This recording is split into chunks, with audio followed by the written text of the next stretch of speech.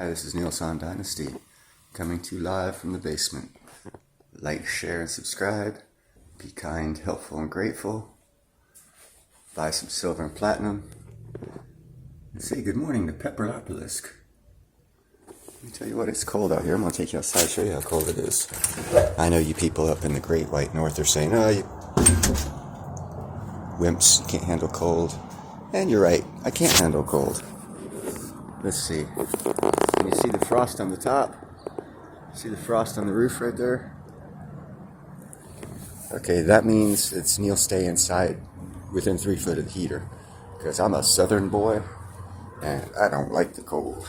If it gets below 60, I start putting on sweaters and turning on the heater.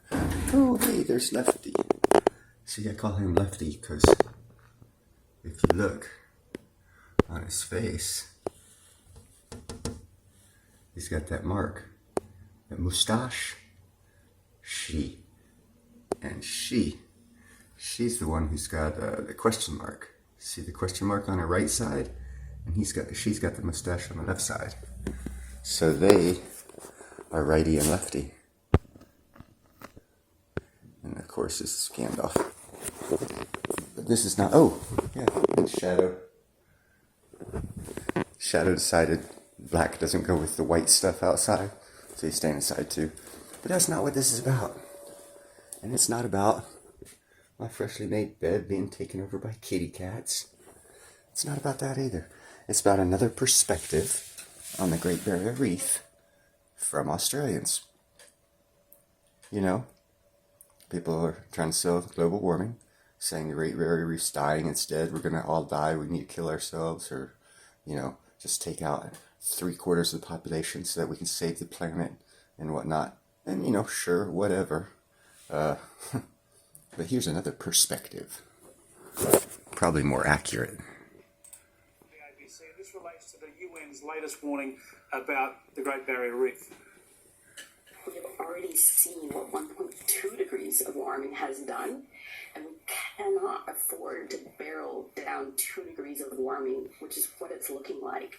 And that means that we need to not approve any more coal, oil, or gas explorations or developments whatsoever. That cannot be the case for Australia anymore. So until Australia commits to greater reductions in greenhouse gases by 2030, as you've outlined there, can it claim to be doing all it can for the reef? We cannot claim to be doing all we can for the reef. At this point, we aren't. Peter, could you give us your assessment of the state of the reef and also tell us what on earth Australia's tiny contribution to global emissions reductions could do to the global climate and therefore the reef?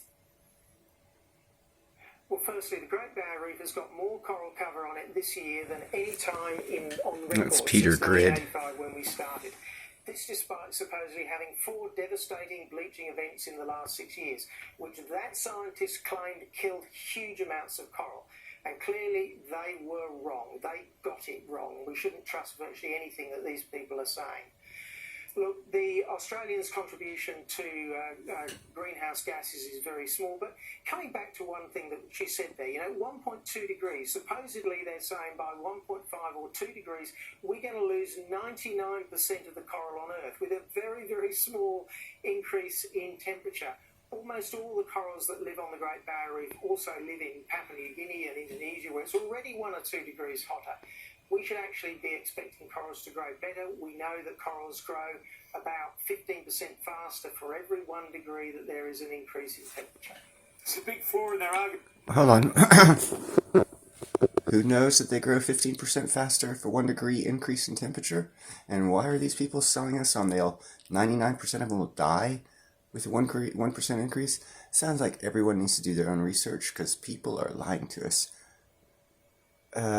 My personal opinion, the planet basically is alive. It heats up, it cools down. It takes it tens of thousands to millions of years to go through its cycles. It goes through cycles. We're living through a cycle. Are we doing anything to affect the climate? I'm sure we are. And I'm sure the Earth will correct itself. Because we're not doing that much. We're not going to be around that long. The Earth has been around for 4 billion years. It has gone from molten lava flow, carbon only atmosphere to overly oxygen rich atmosphere to what we have right now. I don't understand how everything can be our fault unless we follow one person's perspective, what one person wants. Well, we can't do that if that one person lies to us. And apparently we're being lied to left, right, and center by everyone, and everyone should know that. But it's interesting, he says that coral grows faster if it warms up by 15%. He's a climate scientist as well. He's one of the ones that got silenced by the medias. Now he's being allowed to speak. But because we've heard the bullshit for so long, we're not going to be as open-minded to listening to others.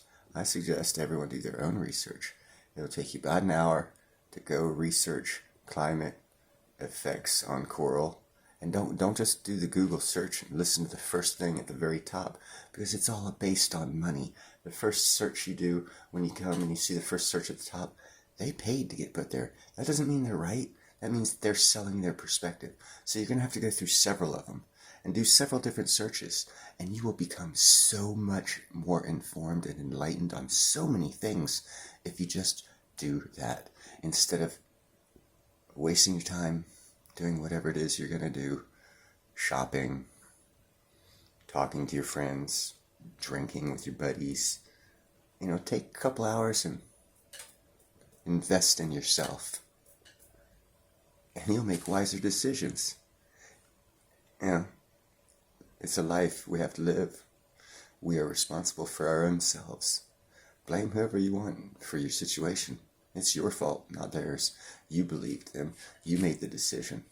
You chose not to do the research. You chose to believe one person because status quo was going that way. You know, life's hard. It's even harder if you're stupid. Don't be stupid. Have a nice night.